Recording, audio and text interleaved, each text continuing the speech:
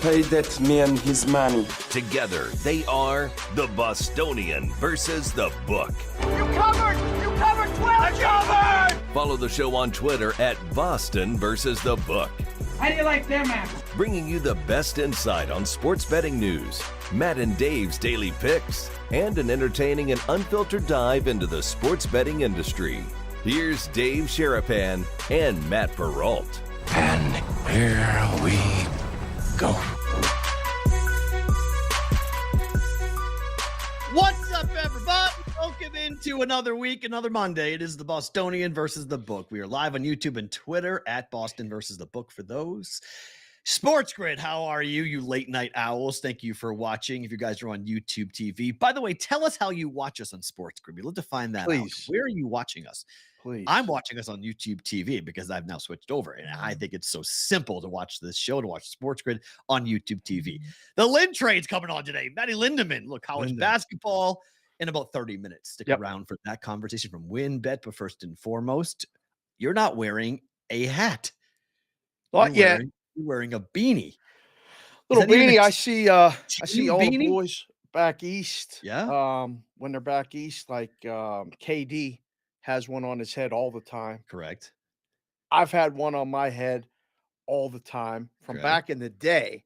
And now that it's cold here every day in Las Vegas, I have to wear it when I go outside. I have to wear it inside because she still will not let you turn the heat on in his house. It's 64 in the house sleeping. I will So say this this. is a sleeping beanie too. So yesterday it was 71 in the house. It was hot. I was like, man, it's hot. So I turned the AC on, right? Yeah. So I went to bed, got up in the middle of the night about 4:30 in the morning to get a drink. It was 65 degrees in the house. That's a little cold, is it not? I couldn't believe your house actually is that consistently. I was frozen. I'm like, this is what 65 feels like in a house. Nope. That was like a heat That's back what I'm on, saying. get it back up to 68. I like 68, 69, somewhere in that temperature range is where I'm cool with. But man, 65 is cold. That is 65. You sleep good. You There's no do. doubt about it, but you don't want to get up. And I'm wrapped up tight. Yeah. I mean, I might as well show you because you ain't even seen it yet. You know what this is today. Wow. We're going opposite today, huh? I love it. Well, I mean, We're going I'm going to opposite try to today. get as much opposite stuff as I can from all the Boston stuff because the Boston teams win every day. And now you got Marchand tweeting and talking about me going on Cameo. I ain't getting you that Cameo for your birthday, but I know why Marchand's on it. I'm going to start doing Cameo myself. Are you really? Can you imagine? You Somebody should. They wants asked me to. wish They asked their- me to do it. You should do it. They sent me an email and asked me if I wanted to do it. I said no. Yeah, I said I no the was- first time too, but Yeah. times are getting tight. If we don't get a sponsor and all this other stuff, we're going to have to start hustling everything. Right. So I might start doing cameos, wishing people that, want to make good bets or bad bets or all this other stuff. We might take bet it or book it on the road and wish people a happy birthday in a On certain way. cameos. Yeah. Oh, I like it. that? So we've got a lot to get to, as Dave mentioned. Obviously, the Boston teams will be a focal point that we'll get into, but I want to start with boxing and what happened yesterday with Jake Paul For the record, versus. that ain't my phone buzzing every time. That ain't Oh, me. was that me? Oh wow, that was me. That Sorry. ain't me. Just for Only the reason why now because the microphone now is on the table. Normally it was on the right. the arm, and now it's on the table because I like it better this way. It's out of the shot. Nice. It looks less- great. yeah, I just noticed that. You just noticed that? We've been doing it for now since we came back from the Super Bowl. It's been this way. The arm was on there last week. What are you It talking? wasn't Dave. Matt, The arm wasn't on there Farra, last week. tell him I haven't done this since we came back from the Super Bowl. Looks This has great. been the change. Yes, I changed it. No longer having the microphone in the shot anymore. It's like, you know what? Let me see if it will just like this. And I think it looks better. So It looks great. from a TV perspective, it looks better and it sounds the same. But it Show looks better. great on the TV. It does. Farrah's doing an unbelievable job. Producer Farrah, you guys follow him as well on the Twitter. But the show's really taking shape. We're talking to a lot of different people about a lot of different things, which is fun. And it's. Do you feel like a lot of people? I feel like in this space are slowing down. I feel like we're ramping up, Perrault. I completely agree. And we've talked about this off the air, obviously, that the momentum for the program I like it that everybody else is slowing down because we're siphoning their audience. A little bit. People are leaving other Pat and the shows. boys came back today, though, so I don't Okay. know when they're going to probably take away some of the live That's okay. audience. But It's all the right. chat's popping. The Yeah. chat is rolling right now. D. Weezy said to keep up the anti-Boston Oh sentiment. yeah, it's easy to hate Boston. I've no problem hitting on Boston. It's insane right now. I mean, we have goaltenders scoring. We have hat shots looks not good, counting though, at the by the way. buzzer that Jason I'll give you- Tatum sticking needles in eyes. It's Give you beautiful. credit. That hat looks good. I'm contemplating that might be my Bruins. If I have to partake in this Bruins thing, that's Uh-huh. not a bad one. No, I don't really. I like the one you got me better. I'm always gonna be partial to that. The wheel, yeah. I'm always gonna be partial. To that's that. true.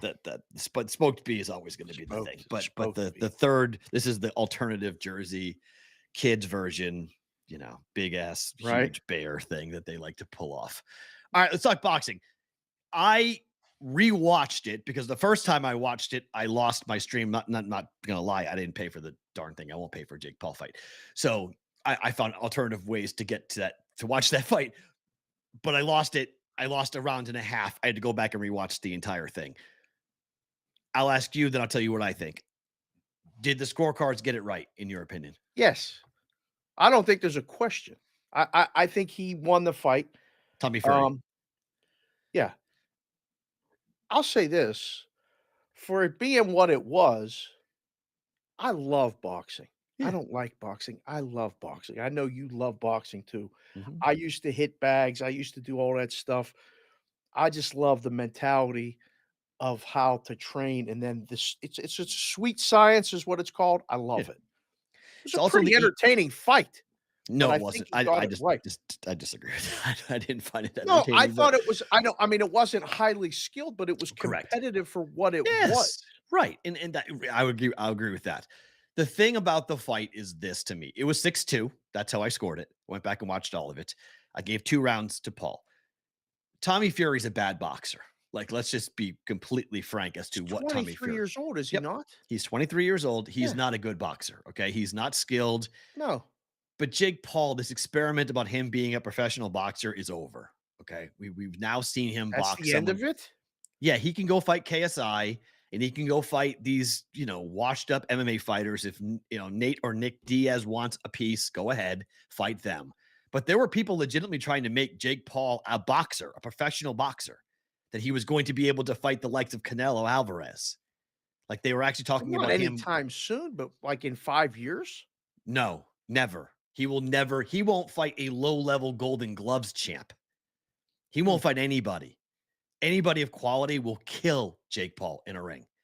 Jake Paul got hit at one point in time. Jake Paul got hit with a 1-2, 1-2, 3 straight times. Yeah. Like he was a punching bag. Like he didn't pick up. He can't see what's coming. He doesn't have any real boxing acumen to be able to be a professional boxer. Right. He can be a sideshow. He can be a circus, and he's a draw. All those things are real. I don't love the books taking action on it. I'm going to be honest. I know people want to bet on everything. So they want to bet on Jake Paul fights or, whatever, billiards or whatever it might be. Drake puts an alleged $400K because stake.com gives Drake whatever he wants to bet, whether it's really money or not. I don't know. But did he lose that much money? I don't know. Doesn't matter. Not to Drake. It doesn't matter. But I just think watching Jake Paul finally fight somebody of a professional boxing rank in Tommy Fury is a pro boxer. We answered the questions. I mean, first, to me, the last round He's was going to fight again. You know this. 100%. These two are going to fight again. Oh, they're These going to two- match these two up. They're exercising He has a that thing? clause. No, I know. Auto- So they're going to do it? Yeah, automatic rematch clause. They'll go back and fight again. Probably in 7-8 months, they'll fight again and do this again. And we'll see. I guarantee the pay-per-view buys were tiny for this. I mean, I don't know if I need to see this again. Like, how are we going to sell this again? you're going to have to. Oh, dude, he's going to change his way. I mean, he made the excuse in the ring. He said, I got really sick during camp and then I hurt my arm. I mean, but I'll give the folks, I will say this. I watched a stream of the fight on the British television version of it. Mm-hmm. They don't give a fuck. I love them. They're so fun. Like, because they're not beholden to the Jake Paul routine. Oh, of course So not. No. they all were just shitting on it the entire time, going like, "Yeah, I don't know what this really is. This is two guys with gloves on. Am I calling it boxing? I don't know. Maybe it's just two guys who are Yeah. gonna hit each other for 8 rounds. That's about all I can really say about it. And I was in love because they weren't buying any of the crap or the hype, and they were doing exactly what everyone else was doing, talking like real about it, saying like this is a circus. But they in the interview with Jake Paul beforehand asked him, "Hey, are you okay? Are there anything to worry about? Any injuries? Anything that would cause you to have an excuse after this fight's over?" And he was like, Right. "No, I'm perfect. Everything's great. I'm good to go." But that was only shown in England, I believe, because after the fight, Jake Paul was sick and had a bad arm after he lost. So all Right. of a sudden, the excuses come flying, obviously, like, "Oh, I didn't train well." So that's how they're going to sell the next fight, that Jake now was healthy and Jake now is going to be able to be at full strength and blah, blah, blah. Came out flat, he said. Came out flat. Whatever, man. You were standing toe to toe with a guy who is really big, and whether you can, make fun of Tommy Fury for the Love Island stuff or what he looks like or whatever, but he's a large human being about What to is hit you to in the make face. fun of the way Tommy Fury looks like? That dude has put in the work. He's a freaking male model. Correct. That's what I No? mean. That's what they say though. Being a male model, having muscles doesn't really help you in boxing. Being big in mixed martial arts and combat sports, muscles are fun to look at, but muscles don't really prove anything. It's about hand He's speed and technique. 23 and has had like 6 or 8 pro fights. Yep. Like, it's The quick. combined record of his fighters that he beat were like 22 and 130. Yeah, ridiculously bad. I It mean, was they're really setting bad. him up, no doubt, to Yeah. beat guys that can't beat him. Right. That's the game. Yeah. Um, I'll tell you this, I mean, I talked to a lot of guys, both, in the States and out of the States as far as books. This fight did handle. Wow. There were people betting this fight for multiple dimes. I'm talking 5 figures, you On know, Jake Paul? both, Oh wow. Okay. both. I I mean, the get line betting on moved. I've been getting on Paul just because of the idea that it was not real, that it was fixed. Well, So you just go I ahead. mean, people were betting that, and then Yeah. people were betting Fury by decision because Oh, it could have gone over. Our friend BTB, beating the yeah. bookie, Rob, had, Fury by decision at 6 Nice. to 1 or 5 to 1 or 6 to 1. It whatever it closed was. at plus Yeah. 130. Well, he had a big price at, no, that was the fight. Oh, sorry. Yeah, yeah, okay, Fury yeah, by yeah, yeah. decision was 5 to 1 or 6 Okay. to 1, something like that. So, yeah, he won 3 times, That was not a 6 to 1. knockdown, by Yeah, the way. big For one. you guys who want to watch that fight over Right? again, he tripped him. He didn't knock him down. He hit him with a jab and he slew footed him. He lifted the front leg. That's how he fell. It was not a knockdown. It was ruled a knockdown. The referee is going to be the main story. If you want to know how they sell the second fight, they're going to talk about the referee taking a point from both fighters and then scoring that knockdown, which was not a knockdown, a knockdown. Are they gonna do the fight, do you think, in the United States, or are they gonna do it back over there again? My gut tells me back over there because of the Okay, money they got for it, but right. who knows? I mean, I don't know what the clause states. The clause, it probably happens in America, would be my gut, because Jake Paul is going to try to have to sell it somewhere else. So maybe he does it here. Maybe it's LA. I mean, he maybe tries to fight in Nevada. I don't know. I don't know if Nevada would give him a license. Has he fought in Cleveland yet? If he fights in Cleveland, I think he could really sell the fight. Look at that, you froze. Oh, you're back, okay. You're back. Okay. Cleveland, he would sell out, no? I mean, He I did. Yeah. think He sold that. We didn't sell it out. They sold the lower bowl out at okay, whatever the name of the Cavaliers Arena is. okay, yeah. But that's where his book has licensed, you know? That's what I mean, like, that Yeah. seems like the next natural kinda thing that he can kinda use. I don't know. I mean, the kids asked me if we were watching it, because they just wanna see him lose. Right. I mean, this is why if he plays that role, I think he can, keep doing this. But, I mean, if you're looking from this from a boxing purist point of view, No, gosh, no. It was just no. the landscaper's back, by the way. Hold The on. landscaper's back. Hello, landscaper. Yeah. Hi. Hi, landscaper. I'll keep talking because the landscaper did not get the memo that between 10 and 12 on Mondays, you cannot come. Either come before 10 or afternoon. But right now, we're doing the BVB. He's not supposed to be here. So Get it moving, buddy. He'll be Let's gone. go. He'll be gone in 1 second. He just Yeah, whenever just he's right by me, like literally on the other side of a wall, and he's got the blow thing. Blow. He's just It gets blowing very, those leaves out of the way. That's all gets he's very doing. loud. He literally. I have a dog door in this room, and it blows the dog door open, so it's quite chaotic in here. Wow. Yeah, it's quite chaotic when he makes his passes through. But look, I've talked to a bunch of people afterwards, and boxing people that I respect, and people who broken down the fight, and Tommy Fury is a professional boxer. Like, you could make the case he is a professional boxer. There are guys who are worse in the pro boxing world than Tommy Fury. Right. But the question's always been with Jake Paul. Like, is Jake Paul at 26 going to be someone who could actually go and fight legitimate contenders in boxing? And that question has been answered. The answer is no, he cannot. You can learn the sport. If you go and talk to mixed martial artists, they'll tell you that the thing that they practice the least in camp is striking. Striking is the easiest thing to learn. That's why I, at 41, was able to go and learn boxing. It's not that hard to learn how to keep your hands up, how to put your feet in the right spot, how to pivot your hips and create power. Now, in the ring, obviously, things are different when you're in a real fight.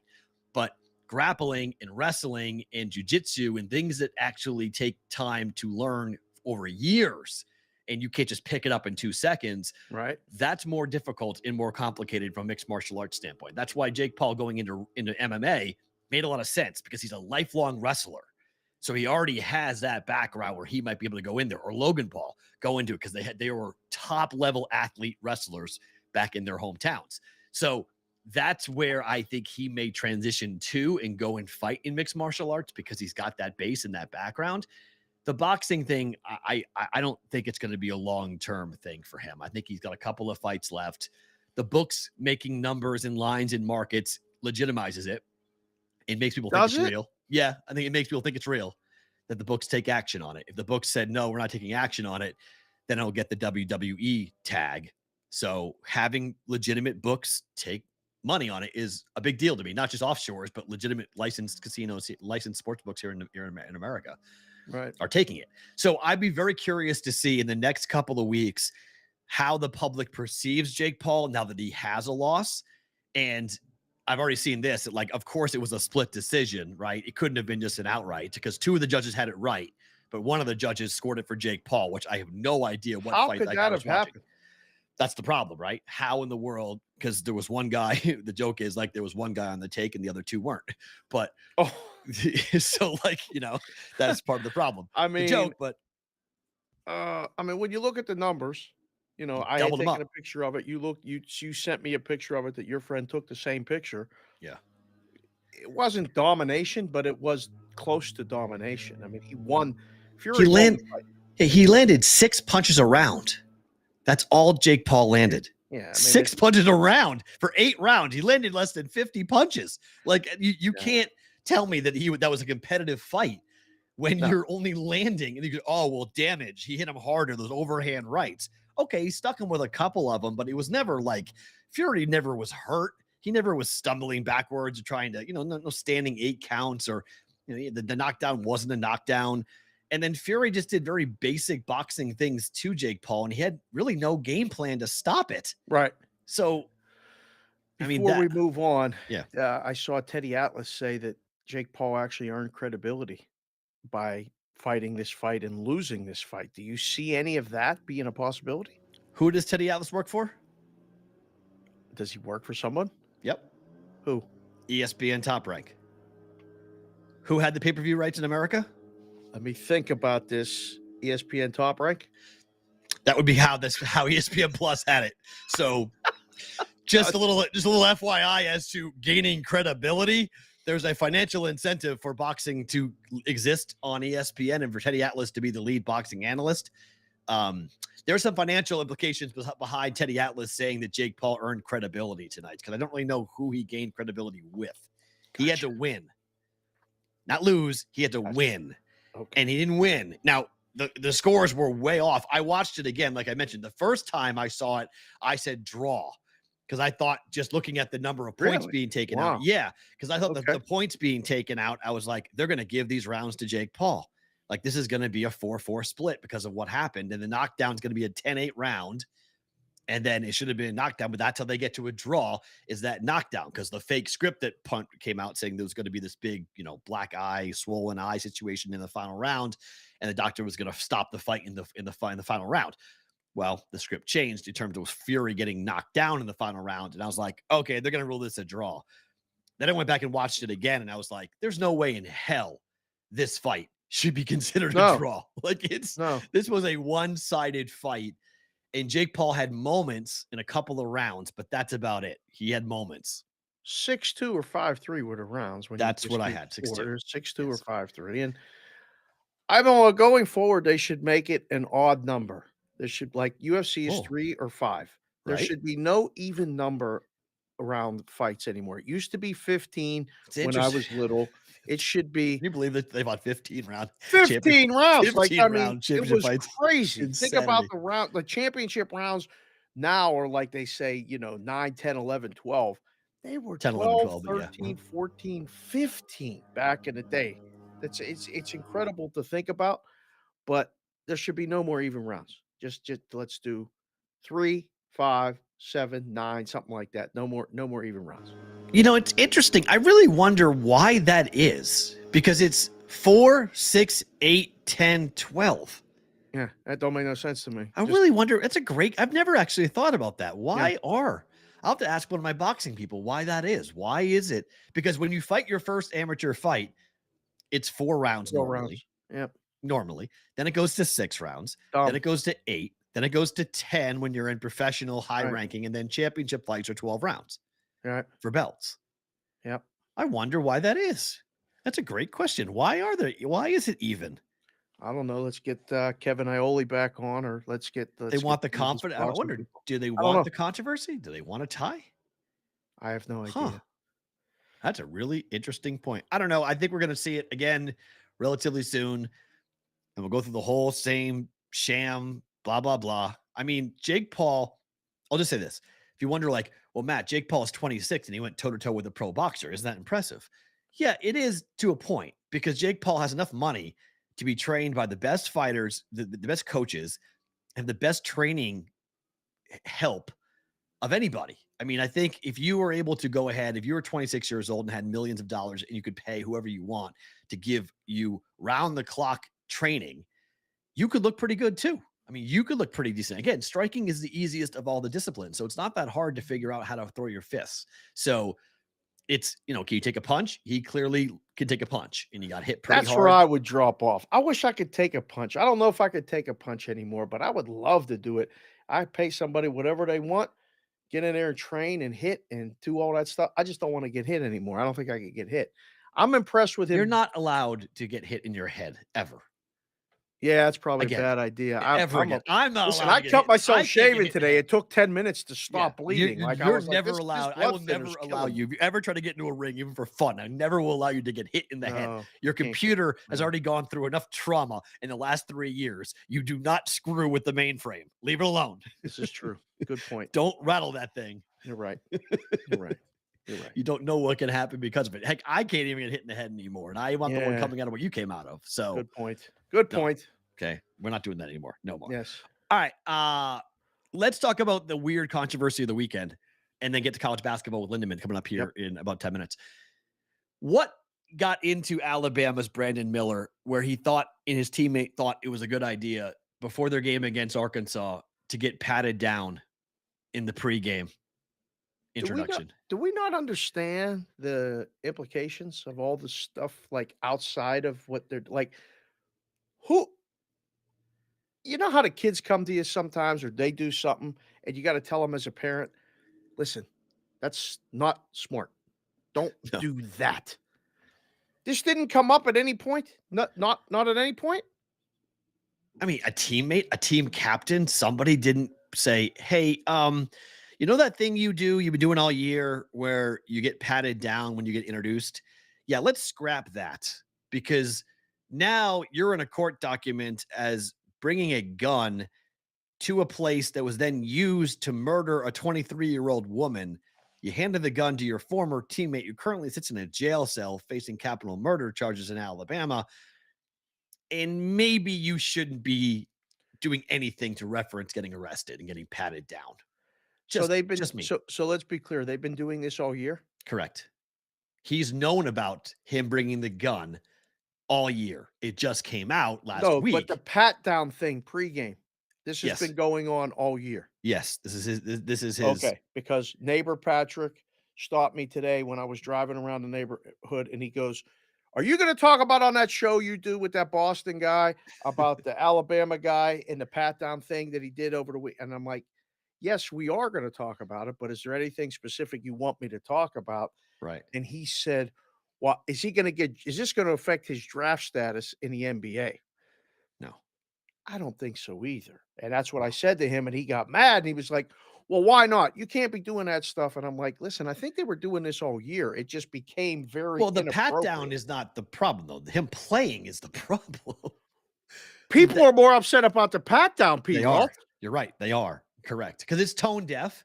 A young lady lost her life, and you were involved in it. Maybe you didn't do anything technically wrong or technically illegal, but how is bringing a gun to an event that's then used to kill the young woman? How is that not a violation of team rules? I mean, this is putting Nate Oates Great right question. in the spotlight. Like, hey, coach, first you let him play the whole year. I get why. When the story broke, he scored 41 points against South Carolina and scored, I believe, 8 of the 10 points in overtime for Alabama to beat South Carolina. Right. So he clearly rose up when the controversy or the noise got the loudest. Brandon Miller went to work on the court. But you as a coach, you don't see any need to discipline a player who was involved because you said you've known this the entire time. Your quote. He didn't do anything wrong, you said. You had to apologize for your own words as to what you said in reaction to the story Yeah. breaking. And now Brandon Miller does this. I don't know, man. I would, if I'm Alabama, I would sit him down for the last 2 games of the regular season and just say, look we'll play him in the tournament. Let's just let this cool down a little bit because the spotlight is really, really bright and hot on Bama right now. It's really bright and hot, I think, on Alabama, on Oates, on him. But at the same time, he has been doing it all year, Yep. the pat down. So that I mean, that Look, to this is par for the course for Alabama. To have a player that is playing through controversy, this is nothing new. This is not like anything they haven't handled Alabama before. basketball or Alabama football? Bama athletics. Oh, This is nothing oh, new. They've had all sorts. I mean, this is nothing that they can't handle. That they are just going to let everybody else. It's the mentality down there. It goes back from the 50s and 60s. It goes back to George Wallace. That you're not going to tell them what to do. And if their coach says we're not penalizing the kid, Bama will circle the wagons like anybody else and stand behind Nate Oates and go, "Yep, our coach said that. He's playing." right. Not going to be done. No outsider's going to come in here and tell us how to police our own business. It's all very, I think the important thing is that, you have Uncomfortable to is the word. focus. It's uncomfortable, but at the same time, like, focus on what's important, and obviously, it's, the victim, the story that But others that's not what's important to them. That's the problem. Like, I agree with you. It's what's important to Alabama is winning the national championship. That's what's important. When people say it's the SEC, it just means more, right? They're not lying. They're telling you the truth. They're saying the quiet part out loud in the slogan, but it's not like some cutesy little thing. They mean it's the most important thing. Winning is the most important thing. How we get Mhm. there, nah. Well, I mean, I don't know. I can't relate to it. nope. I Because you're a Big Ten person. yeah. I've always said this. Big Ten people are able to put sports in the proper context as to where it's supposed to be, which is in the toy department of life. In the SEC, this is your meat and potatoes. Right. This is life. This is not something you just casually do. This is what you are. I think about, you know, the woman that's gone, the family that had to Yeah. get that call. I think about all that stuff. I ain't thinking about no basketball game in Auburn coming in on Wednesday. Right. You know what I mean? I Just agree. not. Yep. But But they want to beat Auburn, and Brandon Miller, sure as shit, better be on that court. yeah. I mean, That's what's the just difference? Like for them at this point, they're going to get a. Are they going to get a 1 seed? I mean, like they might be the number one seed overall. they're going to win the SEC tournament to get that. I think. I agree, but I they don't could know. be. We'll ask Lindemann stuff like that. They're on. soon. They're on pace to be the number one team overall. So we'll get to that. Speaking of Lindemann, is it bad for Handel if Kentucky and North Carolina both missed the dance? No. Because they're both potentially going to miss the dance. It's better when the Blue Bloods are in the Final Four. Yeah. Than when they're not. But because those two specifically, contrary to people that both watch the show and like the show, and if you do, hit the like button while you're here, that live in Kentucky or North Carolina, it ain't that big of a deal, at least as far as Handel. Good It's to a know. big deal for odds because those are the easiest ones to make. Okay. They're just the same pretty much every year. It's either single digits or just over double digits, anywhere from 5 or 6 to 1. If they're really good, as low as 3 or 4 to 1 to they have a chance maybe to get to the Elite 8 or Final Four, depending on the path, make them 12 or 15 to 1 and take the bets and move on. Did North Carolina make Kessler's? Was that one of the 4 that he bet that night? I as believe so. taking a Yes. shot? Yeah. Well, Defending champs. I mean, they're going to miss the dance. they're 7.5-point favorites tonight at Yep. Florida State, Yep. who just beat Miami over the weekend on a buzzer beater that was incredible. We'll get to that with Lindemann. That's 100% part of the conversation. Right. Speaking of buzzer beaters, do you see Arizona State beat Arizona on a last-second 60-foot shot? Phenomenal. Love it. If you had Arizona State money line, hello. There were so many fun things like that on Saturday. There were so many fun games like that. This is that time of year. It starts now. And, and it's we've been watching it all year. And, you're on kind of a heater with the college basketball, which has been pretty good. Mm-hmm. You hyped up that Bradley Drake game a little too much. What? No Friday. way. What? Did you watch it? What? No, you were It was texting me. I awesome. didn't watch it. It was so good. Was so good? Oh, that game was awesome. That game was phenomenal. Great game. Phenomenal. I did not overhype the Valley Championship game at all. No way. That was a great atmosphere. That was an unbelievable college basketball game. That was so fun. Did you watch the Iowa stuff this weekend? Well, that's the next point. The next one, I didn't even put the Bradley game on the rundown. I put the Iowa game on the rundown because I still don't know how the fuck Michigan State lost that game. I have no idea. Now, they not only lost, Perrault, they didn't cover. I have no idea how this happened because I had one of the worst bets ever on the under for the Clippers and the Trailblazers. No, Clippers and the Kings. Friday night. Friday night. One of the worst. For as bad as that bet was. Second highest scoring game in the history of the NBA. Yep. And I was on the under. So I got that. Hey, it only counts as one loss. Who gives a shit? Correct. For as bad as that bet was on Friday, the bet on Saturday, the over in Iowa, Michigan State, was as good because that thing that was easy. Sailed over. Right. Yeah. They combined it was the third highest Big Ten scoring game in the last 40 years for Iowa and Michigan State. I have absolutely no idea how Michigan State put both hands around their neck and squeezed. It was 91-78 with 134 to go. 91-78. They're down by 13 points with 94 seconds to go. How's that happen? Can't lose that game. Like, impossible. You can't lose it. Should never happen. That's a bad beat. That's a really bad beat. 20-11 run, including 5 3-pointers on 8 attempts for Iowa. And it included Fred McCaffrey's most awkward stare down of a referee that I don't know. I can't say ever, but it was one of the worst moments I've seen for a coach in a long time. I think we might have to do that with Lindemann. We might actually have to see if we could do a stare down with Matty like that, because he's been stared down like that in risk rooms in the past. We've all done it. We've all had it done to us. Sometimes you got to just look at, like, somebody will say something and you just stare at them like, did you really mean that, or did you really say that? Customers have done that to all of us Yes. on the Okay. counter. Yes, I get that. It Yeah. becomes a standoff. You said what? And you just sit there and stare at them and wait for the race to go off and then go, "Uh-oh, I guess you got shut up. Too fucking bad."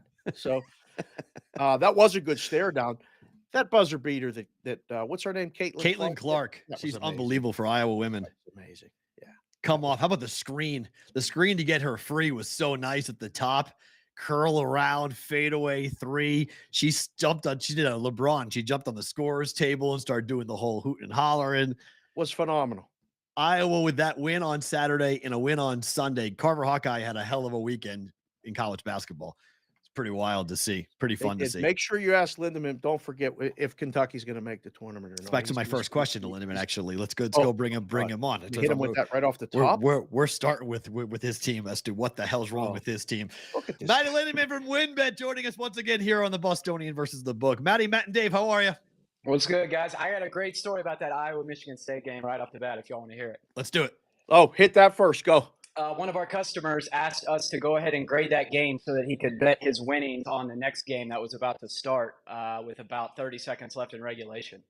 I mean, it had to be the most amazing thing. He bet it in running. He had something like +3.5, +4.5. Asked us to grade it before the game was over. And didn't get to bet that next game as it turned out. So we were sitting there just stunned. We couldn't believe, of all games, someone to come in and ask that, and then for that to happen. I think they said it's only the fourth time in D1 history that a team's come back from like 11 down with less than a minute left, something like that. So the old try to grade the game before it's over. Yeah, sorry, because I'm just gonna can't help you. Yeah, because I'm just gonna bet it anyway. So can I turn those winnings over? Go ahead and pay me. Yeah. Goodness gracious. What was Saturday like over there, just in general? Because college basketball is heating up. I saw you put up some stuff on conferences, to win their individual conferences on us. I'm gonna let you tell everybody about that. But tell people how much, the job is the job. And some days it's hard. Some days you hear a lot of shit. But this is a fun time of year, is it not? And Saturday was a microcosm of that. Yeah, there's so much going on that we aren't even really as involved in the booking of the games of college basketball and NBA as you would think. So we're gonna have a lot more hands-on approach in March. We're gonna be booking a lot more of the college basketball. But right now, we got Massachusetts up and going a few weeks ago. Yeah. So we've got two systems going. We've got a lot going on between all the states. So right now, we're not as involved with booking the games. We're more getting futures up, doing MLB stuff, monitoring stuff like the in running, stuff like that. Yeah. So we're going to be jumping in more with the events that we expect a little higher handle in a few weeks. We'll probably book the the Power 5, Power 6 conference tournaments and then the NCAA tournaments. But right now it's literally like, let's just cover all our bases. Let's make sure the golf's good. Let's make sure we got all this baseball going. Let's make sure we're staying on top of the NBA futures, which you can really get tripped up this time of year if you're not, paying close attention to that stuff. So there's a lot going on right now. Yeah. So, we weren't necessarily booking those games. We didn't have any big decisions, but it's fun to see some of these buzzer beaters coming in and some of these games. It really is starting to feel like March. It's kind of cool to have a Saturday with just three absolutely crazy last-second shots going into this final week of the season. We'll get more with WinBet and Encore and what's going on in Boston here in a second. But you're a Kentucky guy. John Calipari was my alma mater's best coach ever. UMass's peak was the Final Four appearance my freshman year in college. It's been a long time since that happened. But Cal, with your team at Kentucky, everything I am reading that it is not good right now in Kentucky for Wildcat fans. How are you feeling about your program? And if they miss the dance, is Cal gone? What? Okay, well, I think with what's happened in the last 2 weeks or so, they're not going to miss the dance. I think they've done enough between beating Tennessee, beating Auburn like they did on Saturday. I think they're in the dance pretty firmly now, unless they just lose every game from here. But so from a short-term perspective, I think things look promising. The team's playing well, but I told somebody the other day, this is my least favorite Kentucky team so far under Calipari, just for the simple fact that they pretty much showed us the first few weeks of the season that they don't have the ingredients to make a deep run and win a national championship, and they're not an elite team. And now they're kind of making do with guys who weren't supposed to be playing starting at guard. You know, the guys that were supposed to be in the starting backcourt haven't really panned out. I don't know how that's supposed to work in March. You know, if your best player's a big man, you're going to be banking on referees not, screwing you for 6 straight Right. games. It's really tough to get through 6 straight tournament games without a ref that calls 2 fouls on Sheboy in the first 5 minutes. So if you don't have guard play, I don't know how you're supposed to make a deep run. And I don't really see that with this Kentucky team. So despite how well they're playing, I think you look at some of the wins, Auburn's down this year. Florida just lost their best player. Yep. Tennessee's kind of in a rut right now. I don't know if I've seen a single win that has made me say, hey, this Kentucky team is really a contender again. So I feel like they're giving a little bit of false hope right now in Lexington. So we'll see. I don't know. If he So- goes to Texas, hold on. If he goes to Texas, is that celebratory or is that upset if you were to go take the Texas job?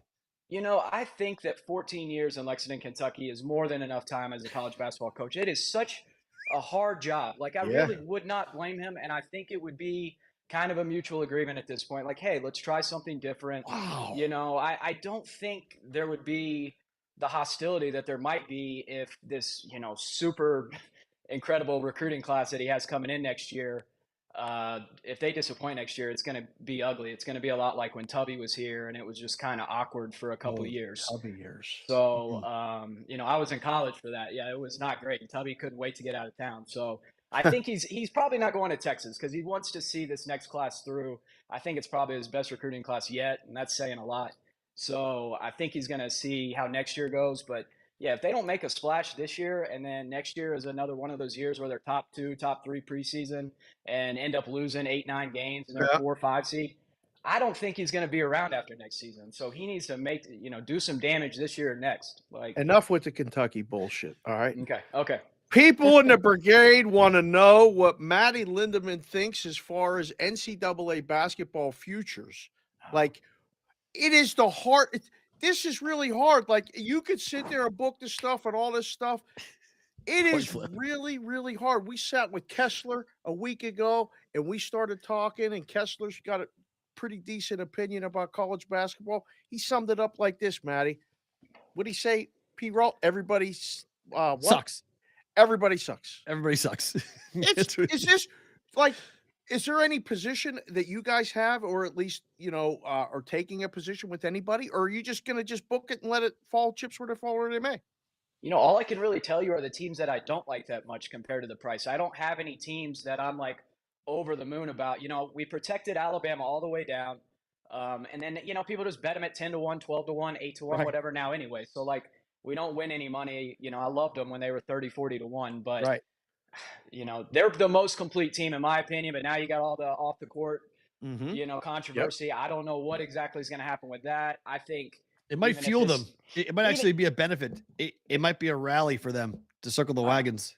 I don't know. Even if this kid is, completely, found to be innocent, like it's just so much pressure. Like you got to feel like there's 100 million people watching you, rooting against you at that point. Yep. So it's going to be a lot of weight on them. And then I think you look at the favorite, Houston. They're the same. They're in the same exact spot as the Zags have been in so many times. They're the team that beats up on mid-major competition. They've got an inflated power rating. They're the clear number 1. And then when they come in and they play elite talent in the tournament, they just don't stack up. And so you've got the Final Four in Houston. You've got Houston alum Jim Nance calling his last Final Four in Houston. How much pressure is that for Houston to make that Final Four, to get and win that national championship as favorites? It's too much, in my opinion. I think, and we saw it last year. They followed up their most impressive win over the last 2 years was that Arizona win in the Sweet 16. They followed it up with a dud against Villanova. Right. I don't know if they have the juice to get through 6 games against really elite competition with that amount of pressure on them. I don't know. So I think we kind of have another year where it's like a Gonzaga last year, where I don't really trust the favorite. So I'll go as far as to say I think this could be the first year since 2014 that we have like a 4, 5, 6, 7 seed as a champ. Like I think it's that. I mean, the 2 seeds are really, really strong this year. If you want to bet on the 1s, 2s, or 3s, this is a year to take the 2s. But I think this is a year where it's wide open enough and there's enough parity that I really wouldn't be surprised if some team came out of nowhere and won something. Is Mattress Mac on anything at WinBet with you He's guys? got to be coming with the Cougars, right? I was thinking about that the other day. He is. I'm gonna be in trouble because I've already taken way too much Houston money. So if he comes in, man, this guy's gonna put us out of business as Houston champions. Oh, But that's all right. Take that. You'll be fine. Yeah, you'll be yeah, fine. yeah, we'll be all right. You mentioned the conference championship markets you guys have put up, and you mentioned Gonzaga. So Gonzaga beat St. Mary's over the weekend. St. Mary's beat Gonzaga at St. Mary's. Obviously, they come here to play the West Coast Conference tournament. They're going to run into each other in the championship game, and we'll see what the rubber match game going to work out with. What numbers do you guys have up for Gonzaga in St. Mary's to win the West Coast Conference tournament? Now this is a cool one because if you go and look at Ken Pom and Torvik, which everyone swears by, you'll see on both sites that they have St. Mary's above Gonzaga. Yep. You look at the line from Saturday. What was Gonzaga laying? Like how many were they Close laying on 6. Yeah, Five jumped and a up to half, 6. 6. Yeah. Yeah. And then you look at the betting markets for the West Coast Conference, and Gonzaga's the favorite. So I think we open minus 125. Okay. Gonzaga plus 120 St. Mary's, and then everyone else is a long shot.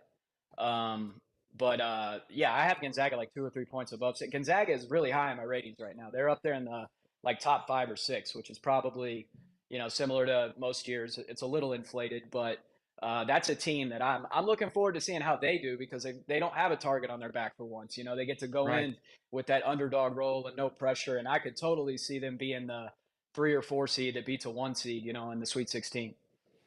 Are you going to go to any of the tournaments or tournaments? I don't know how to say it. This time of year, everybody says tournaments. Somebody sent me a thing. The English people say tournaments. They do. The American people say tournaments. I don't give a shit either way. I just want to know if I'm going to meet you at 1, 2, 3, or 4 of these conference tournaments here in town because we got 6. How much does it help you to see this stuff in person as opposed to just on TV? No, going is not helpful. I don't think, going and spending 2-3 hours watching 2 teams this time of year is not. I'm not saying I'm not going to try to go, but it is probably a waste of That time. sounded like you said you're not going. That's fine. I'll go with It someone makes else. sense though, I'll right? I mean, follow. he can watch 8, 10, 15 teams on a Saturday or go to one game. I mean, it's a And then big hear me out. difference. So we got the mobile coming in mass on March 10th, Right. the Friday of conference tournaments. So I'm probably not going anywhere that Friday or Saturday because we don't even know what we're going to be dealing with those 2 days. So yeah, it's gonna be madness for that. Okay. All right. Well, our second week of mobile and mass is going to be NCAA tournament. So Have you gone to Encore yet?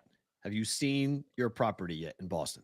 I went in the summer. It is gorgeous. The book is gorgeous, and from what I've read, they're expanding. So they're going to have a second sports book or sports betting parlor, I think is what they called it in the papers. But yeah, the place is gorgeous. I mean, it really is, just like walking through the winter Encore in Las crazy. Vegas. It's beautiful. It's so weird. You pinch yourself. You're like, wait, am I back? Where? What's going on? How did I teleport all the way back to Vegas?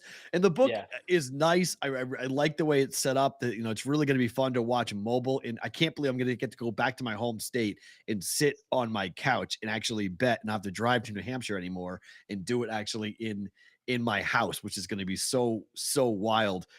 What's your outlook in terms of the Big East Conference? Because I have a ticket on Creighton to win the championship, to win the Big East. Maddie, just be truthful. Tell them the truth because they're not winning the tournament. They may not, but Nova, I'm curious. What's your take on Villanova and how well they're playing? They just smacked the Jays over the weekend. They're playing as well as anybody in the conference right now in the Big East. Who do you like out there?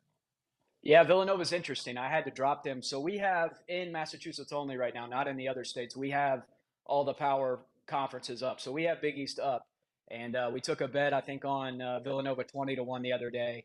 And I had to go down to 12-1. I do think that they're peaking maybe a little too soon. They're putting a little bit of they're putting themselves on the radar for the rest of the conference. I mean, every single team in that tournament is going to be dying to be the ones that kicks Villanova's ass after what they've done to everybody else in the tournament over the years. So it looks like UConn is finding their form again. They're starting to play like they were back in November. So I think that you got to have respect for them. And you don't buy Marquette though, right? You don't buy them, right? They're good, but yeah, they're a surprise. I don't know. I think they're probably a step behind. They're maybe a little more vulnerable in terms of getting upset, but it's going to be a really interesting tournament. You got Providence is one of those teams that just is really gritty. They're always in the mix in the tournament. That's the team we need to fade actually the most. They love betting Providence up in Massachusetts, so we really need Jeff Providence Benny, to baby. That's not the win Jeff at all. Benny. Matty, that's the only place they bet Providence, though, because Yeah. all on Twitter and all over the They hate 'em. country, Providence is the team that doesn't deserve to even be favored in games. They're always too not high enough. Like, people love betting against them. So that's crazy to hear that. Oh, wait, in New England, they like betting Providence. Yeah. Providence is Providence and UConn are college basketball teams we got to avoid. It's nothing quite like the Celtics and Bruins, who Oh, are fuck. quite a thorn in our side right now. But Damn it! They're a thorn in your side. We named the show Bostonian versus the Book on a whim. The Bruins win every goddamn day. I mean, the Celtics win every day. It's don't worry, annoying though, as hell. The Celtics lose when they sit everybody, and they're 9-point underdogs. Though, so That's Yeah, it. right. That's That's only what happened it is. 16 times all season. It's unbelievable. Risk management. Um, It's funny because even Dave, speaking of Providence, the pros were betting Georgetown this past weekend, which I was like, I don't understand. The line was coming down on that. They won by 22 points over. It was how like do you bet Georgetown ever? Like I don't know. I was like, I laid Yeah. Providence. I was like, thank you. I'm laying 7 points. I was like, Kempom had it at 10. I was like, Georgetown's horrific. Like, what are we doing? listen, Actually, sitting there and Providence went in there and killed them. It was over at halftime. they don't get it right either all True. the time. We've talked about this. This is why the books exist and guys like Matty sit there and take the bets. I used to say the same thing. Let them bet it. Move the number. It's fine. Speaking of numbers, you do a tremendous job with the baseball. Always have, and you put so much work into like season wins and different things like that. How's the baseball handle been at WinBet? And throw the people a bone a little bit. Maybe a team or two that maybe they're not looking at. And of course, you better say the Red Sox season win under. Yeah. Oh my God, we need that so badly. I couldn't even tell you. Oh, everyone. I So- mean, what person in Boston is walking into Encore and going, give me the Red Sox under 78.5 wins? I don't Like, know. if nobody. I don't know if this makes me a good or bad bookmaker, but I open it low. We open it at 76.5, and we let them bet it at 76.5, and we let them bet it at 77. We let them bet it at 77.5. And then I clicked it up to 78 the other day, and someone came under us. Okay, we got to go back. That's I it. don't- Get it I back don't down. I mean, we're going to need it badly, but I don't want to give away a bunch of sharp money under. So we need Red Sox to stay under 76.5 for quite a bit. That's only we have all the win totals up in Mass right now. They're all minus 105. We've gotten some action on Nationals under, but we shaded that up a little bit. We've gotten, I think they've been betting Twins over, which I don't see that one necessarily. Minnesota people bet the Twins over every yeah. time, and now the sharp guys, they always bet the Minnesota Twins over. Yeah, That's fine. I don't know. I mean, most of the action has been stuff we've been looking for, where we've been off market. We took some Marlins over money because, I mean, that number seems really, really crazy to me this year that they're up in the mid 70s. I mean, they're gonna have to keep everybody healthy all year for that to hit. So we've taken some Marlins over, but I'll be honest. I mean, they really did a pretty good job this year. You know, Dave, you talked to me about the Pirates over like way back when it was 62.5. I mean, I wish I'd gotten that, but now it's up to like 66.5. 66.5. Yeah. You can't bet it at that number. So Yep. you know, really the only thing, and it just absolutely terrifies me to go because I think I gave out Braves under last year and they made me look really bad, but I don't see how the Dodgers are winning 98 games this year, 97 games. I mean, In that division. they have suffered so much attrition through losing guys with free agency and injuries over the last couple of years. I mean, the pitching staff isn't even remotely as deep as it's been, and Walker Buehler's out for the year, lost guys in the bullpen. I mean, you get past Mookie Betts and Freddie Freeman, it's just really not that imposing of a lineup. So I think with the Padres emerging I mean, they just look like a juggernaut to me. Giants should be competitive. D-backs look like they're improving. I mean, how did the Dodgers win 97? I mean, I know they won 111 last year, but it's a big ask. So how much does the schedule change? Because the baseball rule changes are going to be a mess. Like, as far as it's going to be an adjustment to make totals. I think games are going to go over a lot more than they were in the past without the shift and all the bases being bigger. But like the schedule change, the good teams in divisions like the Centrals aren't going to play those other teams 19 times anymore. They're playing them 13 times. That's 20 games like in the AL Central that they don't play the Tigers, the Royals, and the other bad team in that division. So the White Sox, can't just feast on that.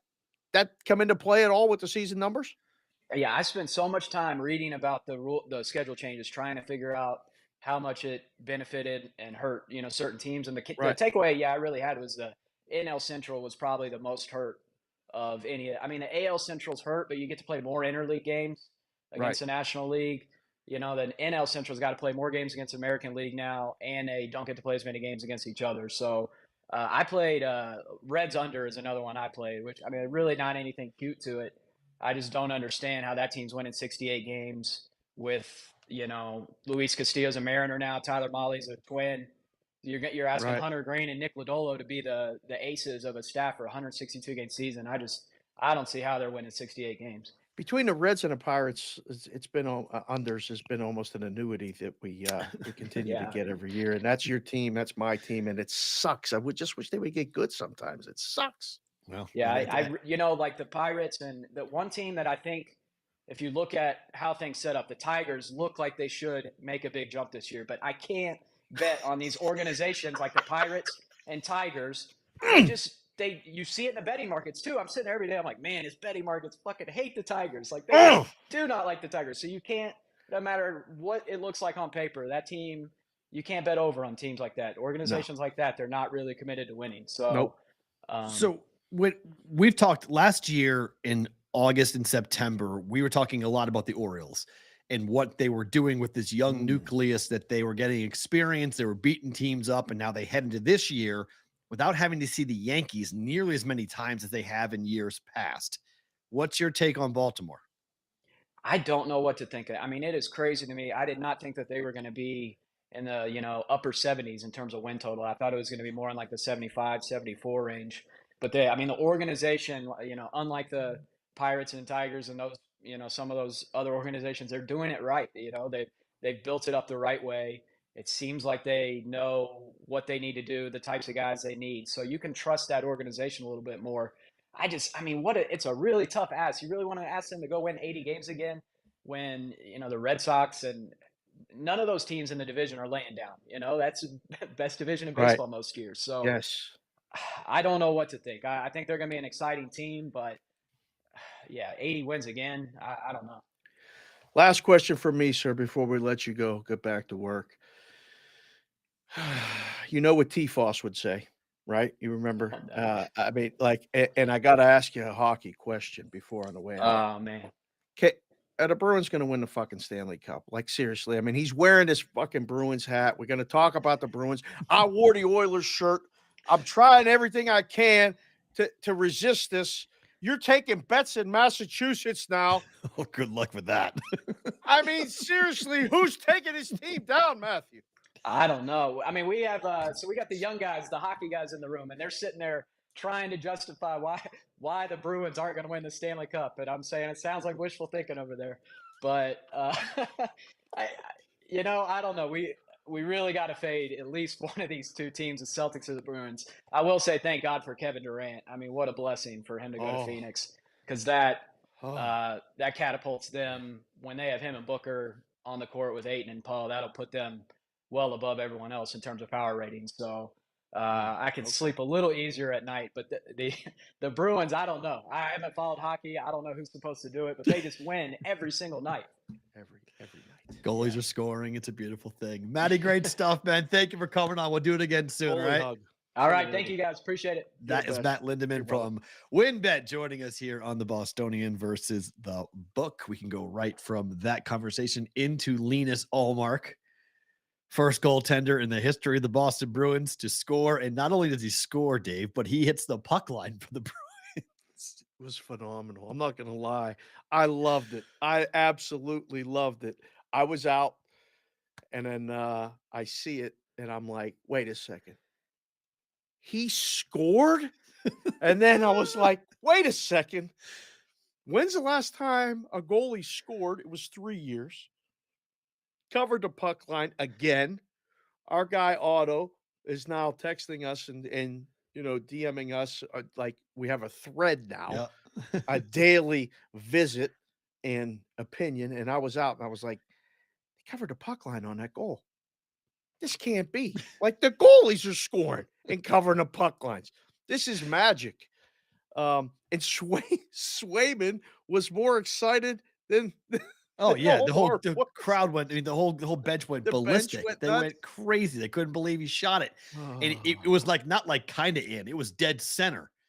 Like it smacked the back of the net, dead center. It was an incredible shot. I mean, you could tell nailed he's it. been practicing that shot a lot. Like nailed he's been waiting for his chance to fire a puck the length of the ice. Oh, And it smacked hard into the back of the net, and they went crazy. Like they just went absolutely bonkers. Yeah. That was so much fun. Was fun. So, all right, Bruins Oilers tonight. Swayman is expected to be in net. If this game ends 3-1 Oilers, I'm in a lot of trouble. If this game I have ends so much riding on this game right 3-1 now Oilers. Why? because I have Bruins Celtics parlay, Bruins money line over 6.5 on this game. Oh, tonight. you have everything tied to it. I have everything tied to it tonight. Okay. My night rides on this. At least if the Bruins lose, they got to lose 4-3, which is very possible with Swayman and net and the Oilers being the opponent. I know you're a lot more not anti-Swayman, just pro Allmark. I'm so pro Allmark. Allmark is so much better than Swayman. He is so much better than Swayman. It's not even a question in my mind. Swayman's going to give up 3 goals a game. Like he just is. Like I just pencil that in. When he's in the game, it's 3. But then they know that they got to score more.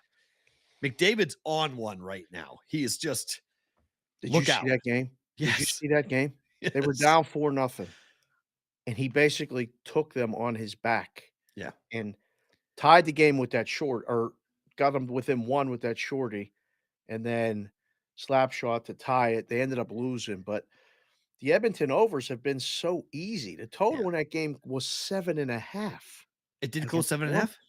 7.5. Who had it 7.5? FanDuel. Wow. They had their game on Friday night, 7.5 too.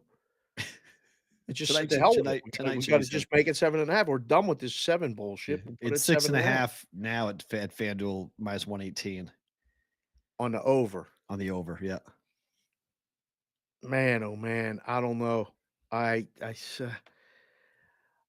If the Bruins win, this game's going under. So Under. it's Right. I'll Right. hit 2 of the 3 bets. If it goes under 6.5, Bruins are winning. Edmonton's not winning a low scoring game against Boston tonight. That's not I don't know if Edmonton's ever winning a low scoring game. Yeah. So it's just Like if I don't Edmonton- know in the playoffs. I don't know now. I don't know. Right. Edmonton, you just watch them play, and we're scoring 5. Like it's a different mentality. You can see it. They're not protecting a lead. They're going. Everything's go, go, go. Yeah. Well, on the year, they're 40, 17, and 3 to the over on the season. 4-0. Yep. 17 and 3 to the over. Yep. And at home, And I'm they gonna are- say I think I like the under tonight. That's insane. I mean seriously, I got to question everything I'm thinking of doing. Edmonton is 19, 8, and 3 to the over at home. What's the Discord channel address? bvbshow.com/chat. bvbshow.com/chat. BVB show. All right. No, I'm getting texts right now from some people down south Who want to that get want in? to know. Come on in. bvbshow.com/chat. Chat. Yep. Come All on right. in. The There you go. Boston Bruins on the road this year. If you want to talk about just, they've been a road team or a road under team this season, but they've really been a road under team.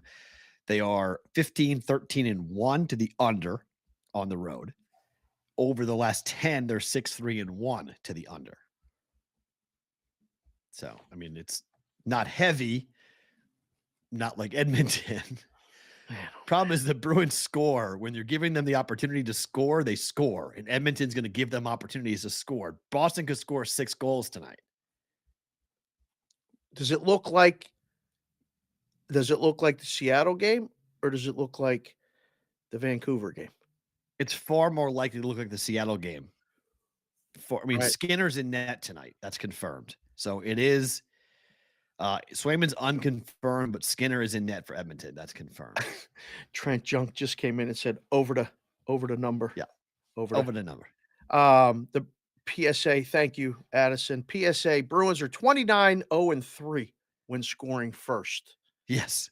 If they score first, It's a wrap. hammer them money line. If you're not already involved, I'm already involved, but I would. How about if they jump in. score first and then let them tie it up? That's the time to bet them, right? it, right? Yeah, Bet 'cause it, then bet it number, yeah. pregame, and then if they score first, you can take a much bigger plus just in case this will be the game that they actually lose when they score first, which Jeez. only has happened 3 times in a shootout. Skinner, by the way, has a 2.93 goals against average at home.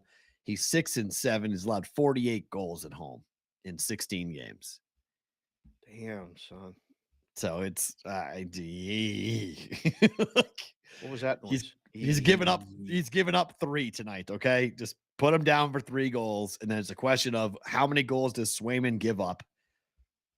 And I think he's giving up at least 2.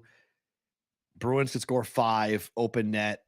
On the road, Swayman's goals against is 2.83. That's a full goal higher than at home, where it's 1.83. Otto just came in the chat and said if it's Swayman, he likes Edmonton team total over, as did Big Rob B. Yeah. Big Rob fair. Braley said So what, Oilers 2.5? team total over 3.5 is plus 135. Over 3.5. Well, I'm good. I'm good. If Edmonton's scoring, if they score 3.5, Bruins are scoring 3. So over's hitting then. Then it's over 6.5. Over for the game. Yeah. So either or. I mean, Boston's not being held down tonight by Skinner and the Edmonton Oilers. That ain't happening. Whoa. What if they do? That ain't happening. What do you mean? Edmonton's not slowing down the Boston Bruins offense tonight.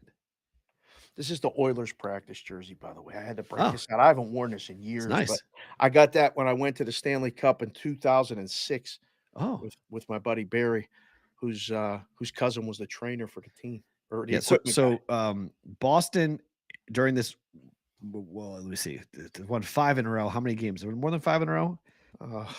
Let's see. We gotta do this. We gotta give all these. They've won 7. They've won 6 in a row. Yeah, that's in the 6 games that Boston has won, they've scored 3, 6, 3, 6, 5, 3. They haven't scored less than 3 goals in every game during this winning streak. Ain't gonna be tonight either. Yeah, they're scoring 3 goals. So Boston's got 3. So if you like Edmonton over 3.5, that's 7. Over 6.5. Bet them both if you want. There you go. Damn it. Again. God. So it's possible. But I'm not. I don't normally get involved in this many markets. Snap your fingers. Snap your fingers. I'm good. All right, you're good. You're back. Okay. On one, I'm not normally involved in this many markets on one game. Yeah. But this is just too good. You spread out pretty thin, like I was on that craps table. You got this is Boston's only time.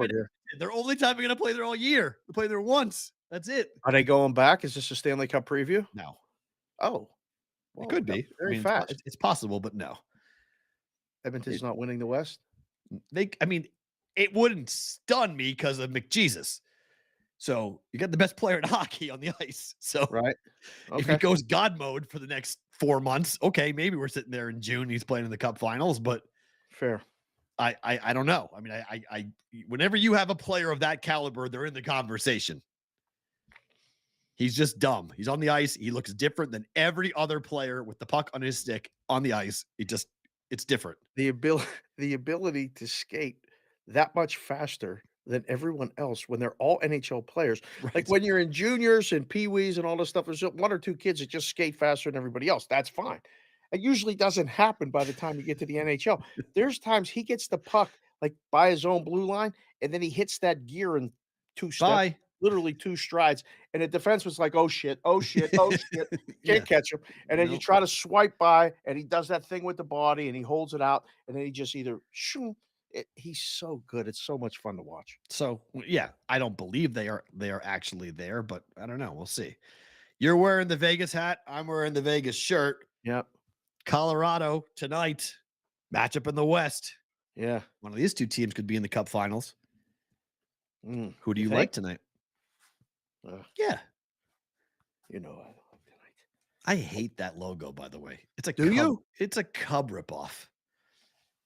What are you talking about? They wore this. This was back in the day when I was a little kid. They were the Colorado. I don't like this. Put it in the chat. I don't can't know what they remember are. what it was called. Avalanche? No, they weren't the Avalanche. They were the Rockies, I think. Who? Hockey? Uh, The Rockies yeah. now. The No, Rockies no, baseball that's team. the baseball team. Yeah, yeah, Yeah. yeah, yeah. I forget what it was called. Somebody tell me what this logo was called. AHL team? No, That's the NHL. state. That's the state logo. That's Yeah, the they state put it on seal. the middle of the uniform back in the day in Yeah. the 70s when they had a team. Oh, okay. That's Yeah. the logo of the state. It was Don't like it. Somebody search what it was. It looks was like the beautiful. Cubs to me. And I literally have to check myself and go, "Oh, right, that's Colorado." It's the Like, Rockies, yeah. it doesn't make any sense to me. It doesn't click that that's Colorado. Yeah, it was the Rockies. I remember there was a defenseman named Barry Beck that was on the Colorado Rockies. You got to see these teams once a year in Pittsburgh. The Western Conference teams literally one time a year. So if you didn't get the tickets, That couldn't was an go. NHL team? Yeah, Colorado Rockies. Yep. When Yeah, did they before disband? the Before I was Avalanche. born? I've never actually heard of an NHL team. I'm 45. I've never heard of an NHL team named the Colorado Rockies. Yeah. Yeah. I don't know. It was the late 70s. What year were you born? 77. Oh, they were still a team then when you were a little kid. Yeah, they were the Colorado Rockies from 1976 to 1982. There you go. There you go. Thank you, sir. 6 Appreciate you. years? Who the hell has a franchise for 6 years? Well, nobody went to the games. Holy crap! They Nobody went to stayed the games. 6 years. That's that's amazing. No, yeah, nobody That's not went even to like a the cup of coffee. That's barely even like an album being Yeah. played. That's nothing. Yeah. Wow. Yeah, thanks, Farra. That was good. Oh, they moved to New Jersey. They became the Devils. That's what they did. That's it. Yep, they moved to the Devils, and then the Nordiques came to Colorado and Right. became the Avalanche. Right. Yeah, that's what happened. So yeah, this has the Avalanche on the side. You can't see it right here. How So about it has the that? Avalanche logo on the side, and then the thing like that. I like the Avalanche tonight. Yeah, the team relocated in 82, 83 and renamed the New Jersey Devils. Yep. Yeah. Huh. I did not know that's where the Devils came from. You could have. Well, I would have gotten a lot of questions wrong if you'd asked me that trivia question on the Colorado. I like the total in this game. I don't like a side. Under. Yes. Under? Yes. Under. This is an underplay for sure. Yes. 8-1-1 Vegas. Under last 10 on the road. Last 10 on the road, 8-1-1 to the under. The Avalanche not completely healthy, yet still the odds-on favorite in the West to win it all. Confirmed by both T. Foss, Jay Junkyard Dog, all my hockey guys that I talk to consistently. Okay. Odds Sure. maker guys said that the Avalanche still need to be. Please. They need to be the favorite. Please. Just feed me Colorado. Please. Really? Please give me them. Please. We'll beat the shit out of them. Oh, I can't wait for that. Whoa. We'll bang Just them in the West. We'll bang them so hard. That would Really? be, oh my gosh. They played so much hockey the last 3 years. What That's why about they're so altitude? hurt? You're just going to go to altitude. You're just going to show up and win those games easy. Yeah. Well, not worried. Win all 4 games in Boston. You're good. You win the cup. Bruins are True. gonna have home ice the whole thing. So I'm not worried about that. But you won't need 7 games for that against Colorado. Oh, No. Bruins, Really? Bruins, Avalanche. I'm in. I'm so in. I am not. you're I'm worried not- about the Oilers tonight. Forget about all this Avalanche. I'm worried talk. about Dallas. You want to talk about who I'm worried about? Worried about Dallas. I'm worried about somebody who actually can play defense long enough to hold the Bruins down.